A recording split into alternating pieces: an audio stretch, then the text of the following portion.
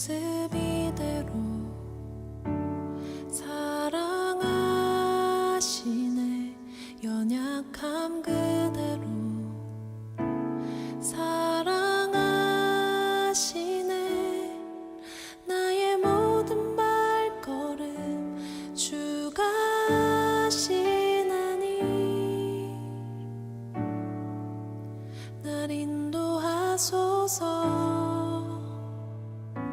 내 모습 이대로 사랑하시네. 연약함 그대로 사랑하시네. 나의 모든 발걸음 주가 하시나니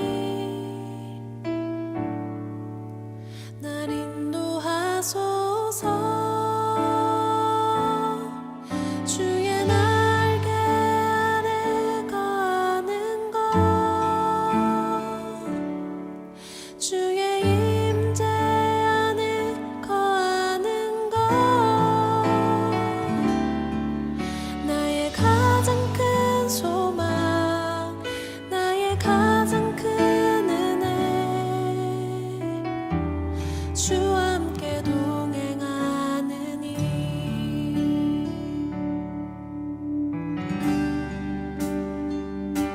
내 모습 이대로 사랑하시네. 연약함 그대로 사랑하시네.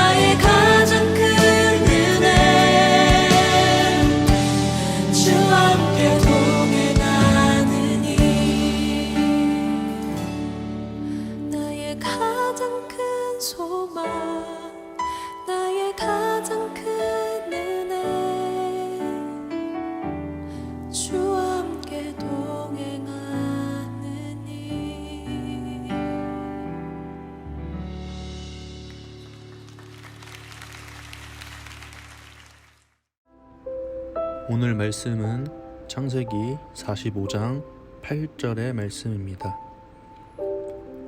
그런즉 나를 이리로 보낸 이는 당신들이 아니요 하나님이시라. 하나님이 나를 바로에게 아버지로 삼으시고 그 온 집에 주로 삼으시며 애굽 온 땅의 통치자로 삼으셨나이다. 아멘. 네, 여러분들 반갑습니다.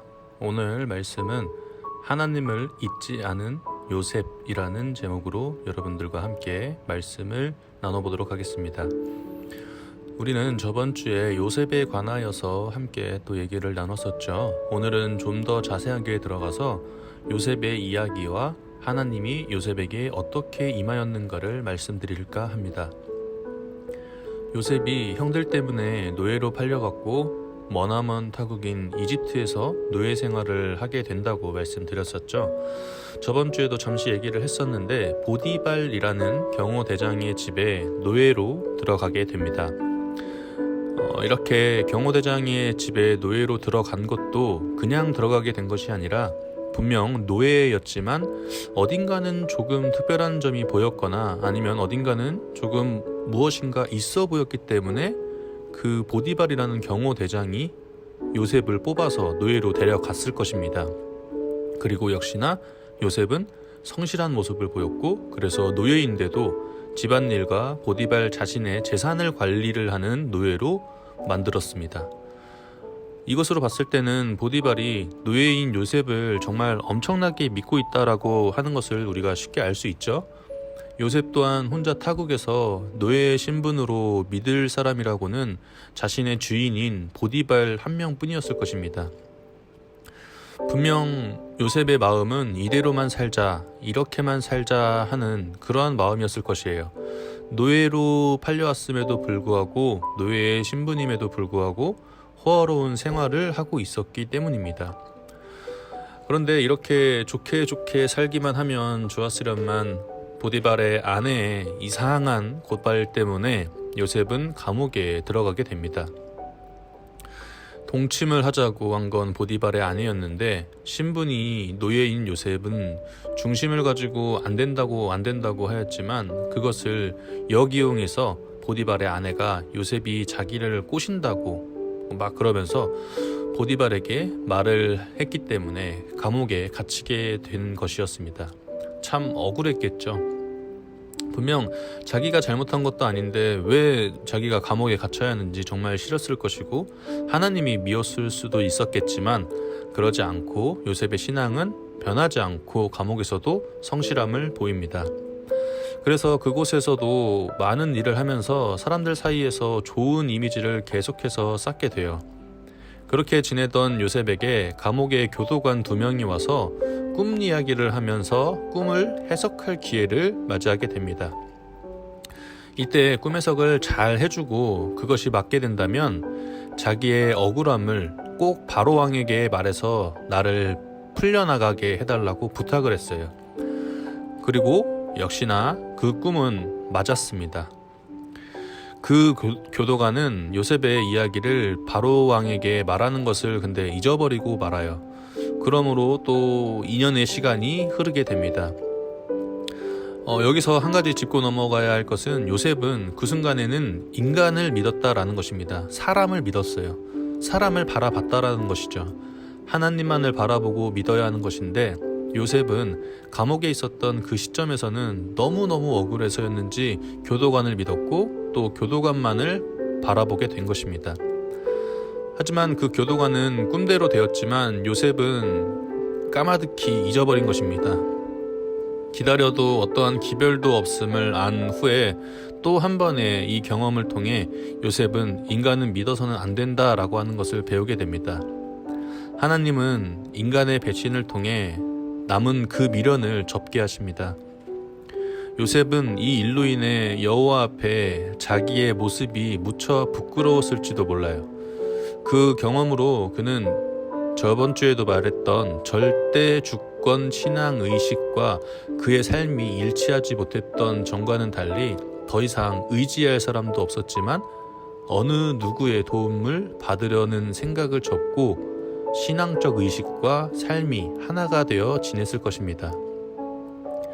그로부터 풀려나기까지의 2년간은 너무나도 암흑 같은 시기로 보냈을 것이라는 생각이 들어요. 아마 모르긴 몰라도 자신의 그 잘못을 인정하며 하나님께 회개의 기도를 하는 시간으로 보냈을 것 같습니다. 2년 뒤에 어느 날 바로왕에게 요셉만이 해몽 가능한 꿈을 꾸게 한 것은 바로 이때였습니다.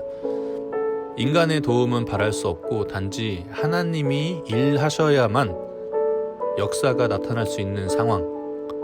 다시 말해 그 절묘한 타이밍은 하나님만이 온전히 영광을 받으실 수 있는 완벽한 조건이 되었을 때였습니다. 바로왕이 꿈을 꾸었는데 꿈을 해석할 수 있는 사람이 없었어요. 그 꿈을 해석해 줄 수 있는 사람이 정말로 필요했던 것이죠. 그리고 바로왕에게 요셉을 소개해 준 사람은 바로 그 예전에 감옥에서 꿈의夢만 듣고 요셉을 잊어버렸던 교도관이었습니다. 참 우연도 이런 우연이 있을 수 있을까 싶을 정도로 성경 속에 또 드라마틱한 모습이 보여지게 되는 것입니다. 그 교도관이 왕에게 요셉을 뛰어난 꿈의 뭔가로 소개한 뜻이 무엇이었을까요?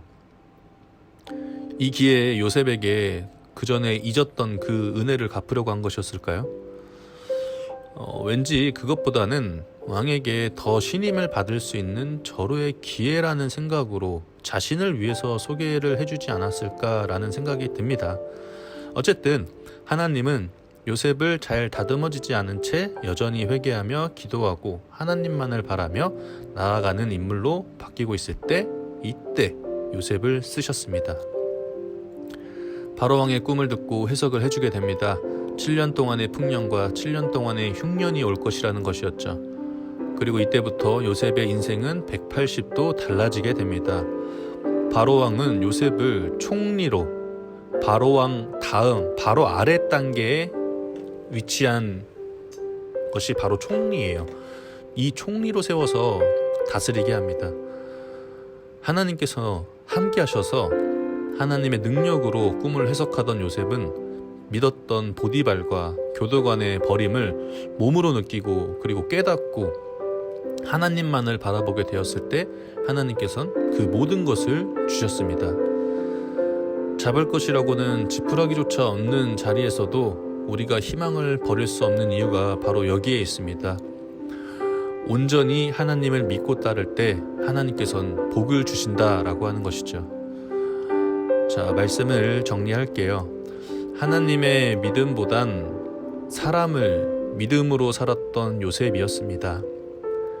보디발을 그렇게 믿고 따랐지만 보디발의 아내 한마디로 버려지고 또 감옥에 가게 되고 감옥에서도 교도관의 꿈을 해석해주면 왕에게 말해주고 오해가 풀려 그래서 감옥에서 풀려나겠지라고 생각했던 요셉은 인간을 믿음으로에 인한 큰 상처를 입고 하나님을 온전히 믿고 의지하고 따라갈 준비가 되었을 때 하나님께서는 그때 요셉을 불러주셨고 그런 높은 자리인 총리의 자리까지 세워주시게 되었습니다. 분명 우리는 살면서 언제나 행복할 수는 없겠죠.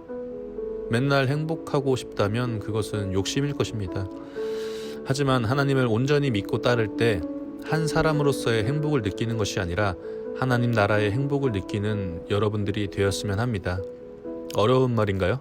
쉽게 말하자면 사람의 인간의 그러한 행복을 따르지 말고 하나님이 주시는 행복을 따라 살자라고 하는 것입니다.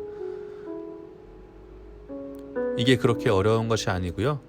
우리가 하나님을 생각하고 하나님을 믿고 따라가는 그 삶을 살아가자라고 하는 것입니다. 그렇게 될 때 우리는 매일매일 행복한 삶을 살아갈 수 있기 때문입니다. 언제나 행복하게 살아가는 여러분들이 되시기를 바랍니다. 기도하겠습니다. 할렐루야. 사랑이 많으신 하나님 아버지, 요셉의 이야기를 2주에 걸쳐서 우리가 함께 나누었습니다. 우리들이 요셉의 일상을 들으면서 하나님의 사람이라는 것을 다시 한번 깨닫게 하시고 우리 관악교회 청소년부 친구들이 하나님의 사람으로 믿음 생활할 수 있도록 언제나 도와주세요. 우리가 더욱더 그리스도인의 삶으로서 나아가서 매일매일 하나님께서 주시는 그 행복을 느끼면서 살아갈 수 있는 귀한 주님의 자녀가 될 수 있도록 도와주세요. 감사드리며 예수님의 이름으로 기도드렸습니다. 아멘.